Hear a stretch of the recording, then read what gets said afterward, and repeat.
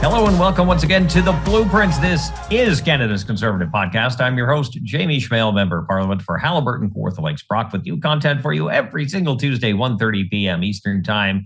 We've got a zinger of a show lined up for you today, so please like, comment, subscribe, and share this program. Great content on the way. And of course, you can download it, listen to it on platforms like CastBox, iTunes, Google Play, and Spotify. You name it, it is out there. We're going to bring back a guest you're well familiar with, Larry Brock, Member of Parliament from Brantford Brant, once again on the show. My goodness, you have a lot to talk about. We have a lot to talk about with you. We saw your performance last week in committee questioning Katie Telford, the Prime Minister's Chief of Staff, regarding alleged election interference from Beijing, and you did a bang-up job. So did the rest of the crew, who were firing away at Katie Telford. Some pretty tough questions, some pretty interesting developments coming out of that as well. We'll talk about that in just a minute. But Larry, what are your thoughts on your line of questioning when you had Katie Telford in the hot seat? Well, I was the first Conservative member, Jamie, to ask questions, and I had a second opportunity towards the latter end of the meeting.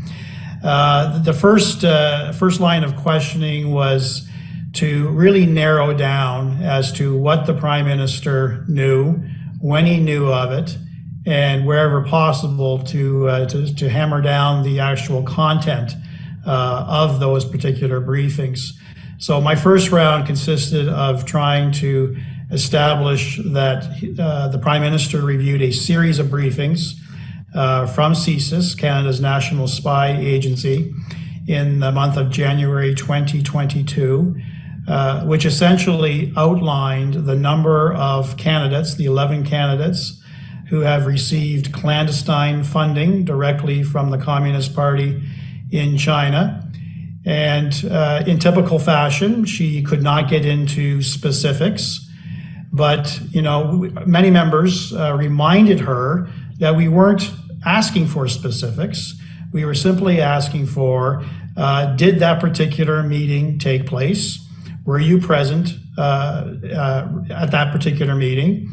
And what, if anything, was done? Now, it's interesting that literally 2 hours, Jamie, before we started our questions of Katie Telford, that we received the undertaking that Jody Thomas promised the committee back on March the 1st. She provided a number of undertakings to give us some specifics as to the timing of meetings between the Prime Minister, briefings, I should say, between the Prime Minister and our spy agencies, the briefings to cabinet, briefings to ministers, briefings to and meetings and political party representatives. What's interesting, though, Jamie, is March the 1st, she gave an undertaking. The cover letter to this particular document is dated through a computer search. It was time-stamped as of April the 6th. Which was last Thursday. So for whatever reason, the Liberal Party, the witness, Jody Thomas, the Prime Minister's National Security Advisor, chose to sit on this particular important document and literally giving us, the committee members, next to no notice as to how we could utilize the document. So that, in my view, is indicative of the overall cover-up that many members of the Liberal team, the Prime Minister himself, his ministers, his backbenchers, and now staffers are trying to protect the Prime Minister. What came out of our preparation for this particular meeting, Jamie, was overwhelming evidence. Overwhelming evidence that has actually been reviewed. It wasn't just an intelligence source. It wasn't just a conversation between a whistleblower from CSIS, which I will elaborate on in a second, a whistleblower sharing details with media. We were actually privy to documents prepared by the Privy Council Office that was delivered to our committee, which is indicative of foreign election interference generally being on the radar map. And we had evidence going back to 2017 that CSIS and other security agencies were continually bringing up this information to the Prime Minister, which begs the question, what did he do with it? Well, the answer is he did nothing with it, because the material that we received, the material that was reviewed by the newspapers and the reporters, clearly showed that there was an overall objective by Beijing, and that objective was to curry favor with the Liberals to ensure a Liberal election in both 2019 and 2021, and that they would take active interference steps to defeat certain Conservatives, particularly of Asian nature, Asian background, whose values and position with respect to China did not align with that of the Communist Party of China. So what was frustrating for us, Jamie, frustrating for me, is in the face of specific evidence that the Privy Council office had shared with us that Katie Telford, the second most powerful member of the Liberal government, could not confirm even the existence of it, claiming again national security issues. Now, on that point, it was interesting, the timing was interesting, that the CBC this morning released a report. They spoke to a former intelligence expert by the name of Wesley Wark. He was the former national security advisor to two former prime ministers, one a Liberal, one a Conservative prime minister. And he was asked that specific question. If Katie Telford relies upon national security, is that what this particular committee can expect? And he said she would be able, this is a national security advisor, the same sort of position that Jody Thomas has currently with the Prime Minister. He confirmed that Katie Telford would be able to discuss the extent and timing of all briefings given to the Prime Minister on allegations that Beijing tried to tilt the 2019 and 2021 elections towards the Liberals.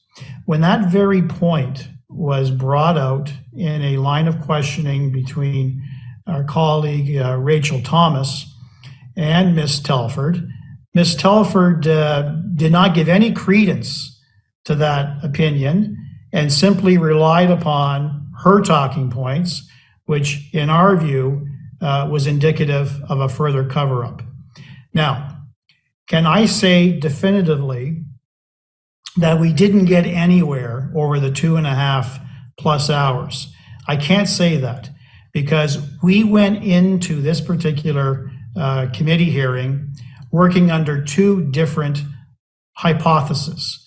The first hypothesis is that the Prime Minister did not receive any and all briefings, that they were selectively vetted, presumably by Katie Telford or Jody Thomas, which could give credence, support for the Prime Minister's assertion that specifically he did not receive any specific information regarding the clandestine funding to those 11 candidates, 9 being Liberal, 2 being Conservative. And you know, Jamie, he's repeated that numerous times, inside the House, outside the chamber, across this country.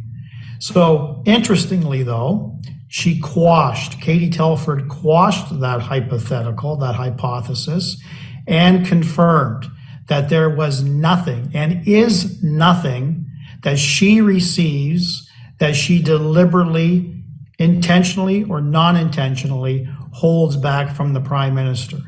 Everything gets transferred to the Prime Minister. The Prime Minister reads everything that he receives by way of national security and intelligence matters.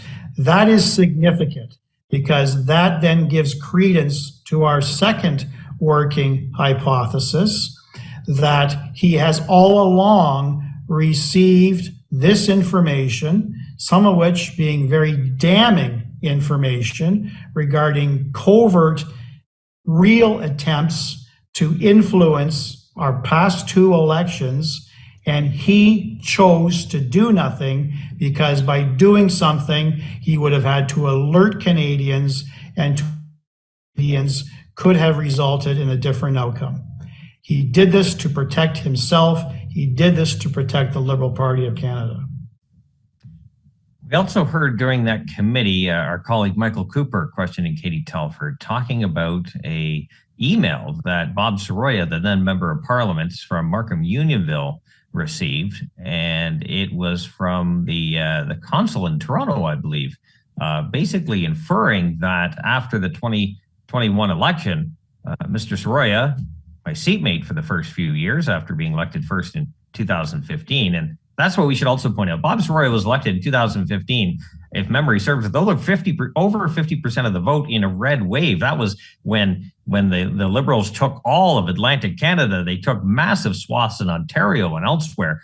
When the Liberals were on the rise, Bob Soroya still won with over 50% of the vote. And now there's evidence on the table that's showing that Bob Soroya received a cryptic message from the consulate, I believe in Toronto, basically alluding to the fact that after that election in 2021 that he would be unemployed. That is extremely disturbing evidence. And I hope that this is thoroughly investigated. I know that Mr. Soroya will probably be sharing more details with the press in the next coming days. I know the press wanted to give more details to that, but I don't think it's incumbent upon any of Mr. Soroya's former colleagues or any members of the PROC committee to shed any further light on that, because he is the person that's best suited to give the press the full facts. This needs to be fully investigated by CSIS. If it already has not been, I wouldn't be surprised if CSIS is already aware of this. There could be another report along those lines that in fact Mr. Soroya has been impacted by foreign interference. These are issues that I was alive to approximately 2 weeks ago when I had the opportunity at the Ethics Committee to sub for one of our colleagues, Jamie, and Kenny Chu, along with former CSIS officials, testified at that committee. And one of the questions I asked Mr. Chu was whether his experience at the hands of Beijing's interference abroad and locally in his riding was similarly felt by our former colleague Alice Wong in the Lower Mainland area and Bob Soroya. And he said absolutely, without getting into details, Jamie, he said absolutely they experienced the same sort of, they were receiving the same sort of feedback at the doors, that they were they were a person not to be trusted by the constituency. And this was all because of the misinformation campaign that local officials working with Beijing were trying to do to disrupt, obviously, the outcome. So if on this one path we have Justin Trudeau being briefed about potential election interference and basically doing nothing about it, on the parallel side, you have, as we talked about a couple of weeks ago, the entire board at the Trudeau Foundation resigning over some pretty questionable donations, potentially from a few agents stemming from Beijing. And looking at this article here from La Presse, talking about the foundation's board members, which of course, as mentioned, just all resigned. We're trying to track down that donation, that 140,000, and the timing of those donations were around 2016, 2017. And you just pointed out, if he was briefed around 2017, there just seems to be a bunch of things converging all at once around the common theme that there looks to be some pretty shady stuff going on, including, as we're talking about, potential election interference. You know, it's abundantly and obviously clear to me, and should be to you and to Canadians who are watching this podcast, that there is definitely something wrong with our democracy, that this has occurred right under our noses. And in fact, Jamie, I would actually go back, and I would even suggest that it goes back to 2013.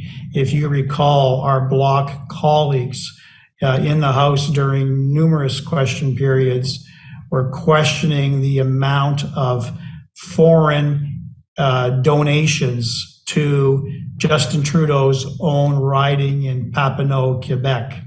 That 85% in 2013 of all of his donations to that electoral district association was foreign, that it was coming primarily from Chinese Canadians who did not live in that particular riding.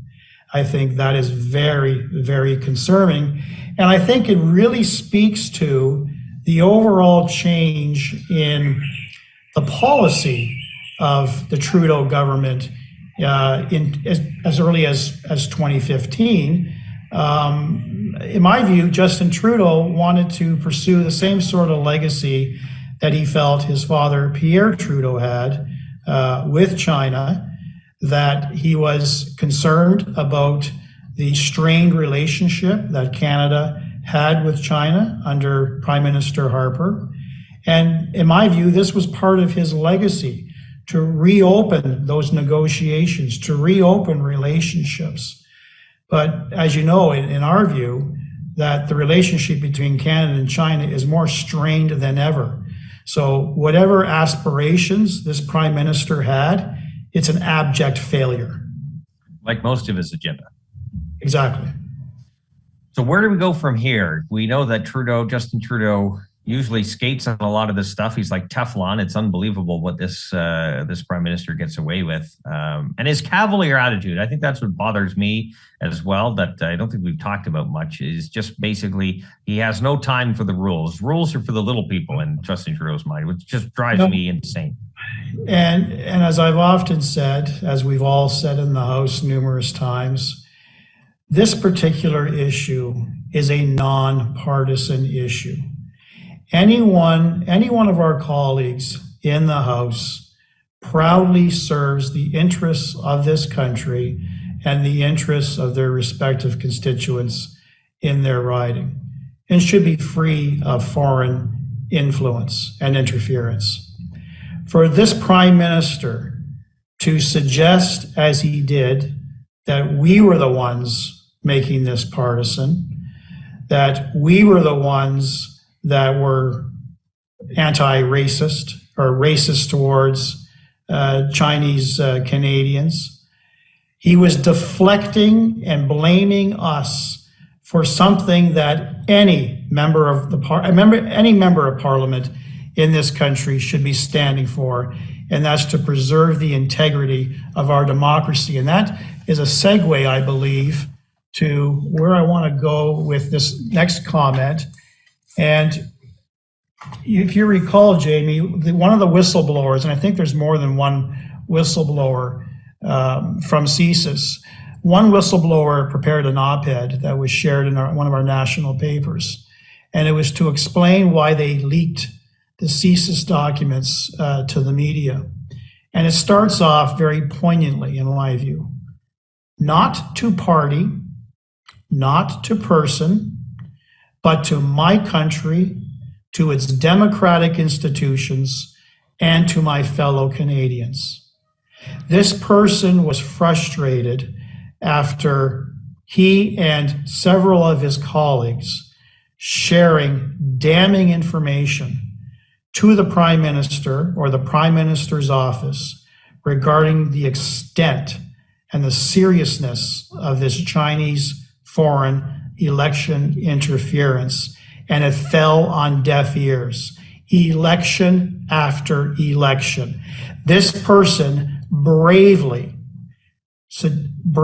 took this point to the highest level, knowing full well they could be persecuted under the appropriate statutes for this leak, but felt he had an obligation to this country to share that. Now, when you have that strength of conviction in terms of what was actually shared, it's completely disingenuous for this Prime Minister, for Katie Telford, for any cabinet minister to suggest that there are so many inaccuracies with respect to these leaks without giving us specifics, without flat out denying that this document actually exists. This person chose the courageous route, and I would only hope that the Prime Minister would have displayed that same level of courage. Clearly, he has not. What happens next? What happens next? Does Justin Trudeau face any consequences? I think the media is trying to bring forward as much evidence to the Canadian public as possible. We're doing the same. Does Justin Trudeau finally take that walk in the snow? Not that there's my spidey sense is that this is probably not the last of the leaks. I'm quite convinced that the press, for whatever reason, have held back some reports. I could be wrong on this, Jamie, to see whether or not any relevant points would have come out of Katie Telford's examination. So I wouldn't be surprised if we receive further reports in the next few weeks. To your broader question, where do we go from here? I know that these are early days. There will be some discussions in terms of strategy moving forward as to how this particular committee will reconstitute itself to continue this examination. I feel that there are further witnesses. I can't identify who those witnesses are. I'm not part of this committee, as you know, but I would anticipate further witnesses may be called. Katie Telford gave us undertakings as well. I lost track as to how many undertakings that she gave. Whenever we receive the documents pursuant to those undertakings, that may cause us to reconsider having her return or having another official return. So early days, I think the question is a valid question, Jamie, but early days for me to opine, other than to say, and this was the takeaway from our huddle before we left the committee room, as this is one step along the path. There are many other steps that we will be taking, but this was one small step along that journey. Including that push for a public inquiry. Of course, you still have David Johnston doing his work as the rapporteur. Right. I'm sure the ski buddy of Justin Trudeau will. It's unfortunate. Somebody with that high credibility within the Canadian public to say yes to a position like this. It's something that should be beyond everything, approach, right? Like it should exactly. be clean. Everything that has come out in the last few weeks, particularly with the foundation, in my view, screams out for a public inquiry now. In my view, David Johnston, the special rapporteur, has more than enough information. He's kept up, just like every other Canadian has kept up, with the drip approach to this particular scandal. He has the ability to say, I have heard enough. I recommend a public inquiry.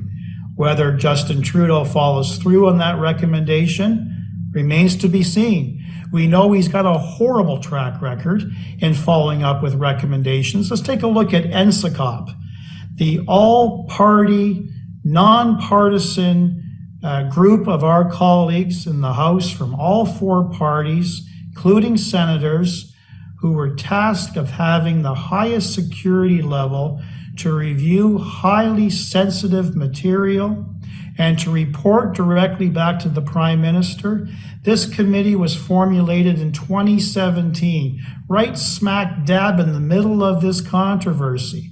NSICOP releases its report in the summer of 2019, essentially confirming, Jamie, and highlighting everything without getting into monetary numbers, confirming everything that the whistleblower shared with the press. But more disturbingly, shared with the Prime Minister significant recommendations moving forward. And here we are 4 years later, and nothing has been done. Well, if it benefits the Liberal Party, why would we be in much of a hurry? We being Liberals, right? Absolutely. And you know what's going to happen. You're quickly pointing, then we got to get out of here. We're way over time. But you can imagine if David Johnston does come out and say, yes, we need a public inquiry, then you know that the Liberal talking heads, the Gerald Butts and the rest of them will be, so we told you so. We told you so. You didn't have to go after David Johnston. But at the same point, if this would just let fly, I don't know if the pressure would have made a difference. You know what I mean? Like we had to point out that this process should be clean, and people shouldn't have to wonder what if a personal connection is going to get in the way of a judgment call. As I say, nonpartisan issue. Exactly. So, as you know, go ahead. I was going to give you my final statement. You know how the show goes. I don't need to tell you. Just go ahead. It's your show too. Canadians deserve nothing less than full transparency on yet another significant scandal of this Trudeau government. We, as His Majesty's loyal opposition and members of the PROC committee, will continue to chip away at this darkness, at this whole concept of nothing to see here, folks. We've done everything by the books. We will continue to chip away at that, to shine the light on the truth, and finally restore, and this is the important thing here, Jamie, public confidence in our institutions is at an all-time low. And I think I've shared with you one of the rationales as to why I left the Crown Attorney system is I wanted to impart in some way, try to get back the confidence level that Canadians should have with our political leaders and with our democratic institutions. It is at an all-time low. We as Conservatives will continue to shine light to give that confidence back to Canadians. Larry Brock, Member of Parliament, Brantford Brants, the man of the hour, the guy who put Katie Telford on the hot seat. Well done, Larry. You are a rock star, and your history as a Crown prosecutor really showed during committee. Congratulations. Keep up the good work. Appreciate him coming on. Appreciate your time as well for listening and watching. Don't forget to tell your friends they can download it on platforms like CastBox, iTunes, Google Play, and Spotify. Don't forget to add a comment, subscribe, and share this program. We would appreciate that too. New content every single Tuesday, 1:30 p.m. Eastern Time. Until then, remember, low taxes, less government, more freedom. That is the blueprint.